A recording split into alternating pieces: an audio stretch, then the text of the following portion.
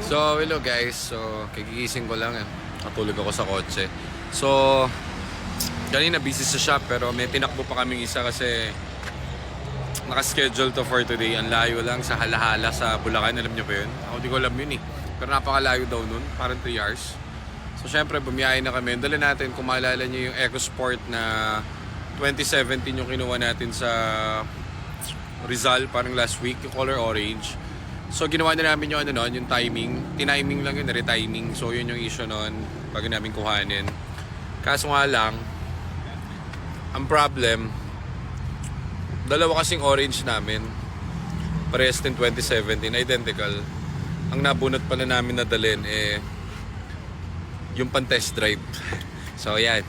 So, ang nabitbit namin yung hindi pa namin tested. So, dito kami ngayon sa Antipolo sa taas. Minaman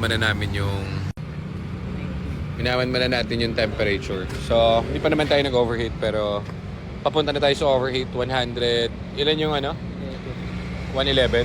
So, 111 yung temperature ng ating engine. So, dapat doon kapag EcoSport nasa 110 lang, di ba? Below.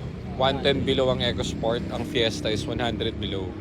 So, dahil lang 111, kahit na 1 lang ang pagitan, overheat ka na nun, hindi na natin hayaan mag-overheat to. So, ito yung orange, mali yung na pulot namin na mali yung na pick namin na sasakyan. Pero yan ang isang perks kapag bibili kayo sa atin. Siyempre, tinitest drive natin talaga yan. So, kapag okay na yung unit, tinitest drive namin sa mga malalayong lugar.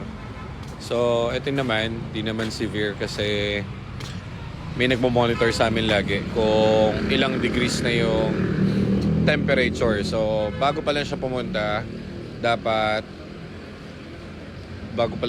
sa overheat, namo-monitor natin, kumbaga. So, ito, ang max na temperature lang na kaya ng EcoSport is 110, tandaan nyo. So, hanggang 110 lang yan. Ayan si Jared, ang pogi ng pinsan, si Nico, at si Kuya Mark Yakis. So, manmanan lang natin. Pero tingin ko sa bleed lang to. Bibleed lang namin, mainit pa kasi. So, bibleed natin yung... Ito yung sakit naman sa group. Asan yung ilaw? Ganun nga.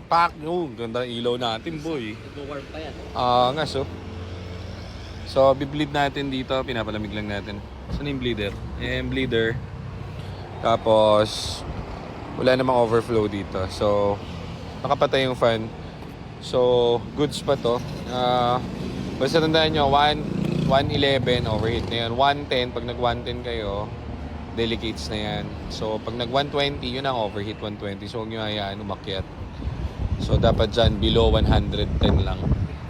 Dapat dyan, 101 lang ha. Actually, kapag maganda yung bagong radiator mo, mga 100 lang dapat yan. Okay, so ganun lang siya dapat. Ngayon, ito, gusto lang natin, ayaw lang natin prevent yung ma-prevent lang yung overheat. So, try muna natin i-bleed. Tapos pag all goods na, diretso na tayo dun sa ating paroroonan. EcoSport din yung kukuhanin natin dun. So, remember guys, itong unit na to is binili namin na may issue. Na-retiming namin, hindi pa namin na-test. Namali lang kami ng kuha kasi identical yung isang ganito namin sa shops. So, hindi pala to yung isa naming EcoSport. So, waiting lang muna kami.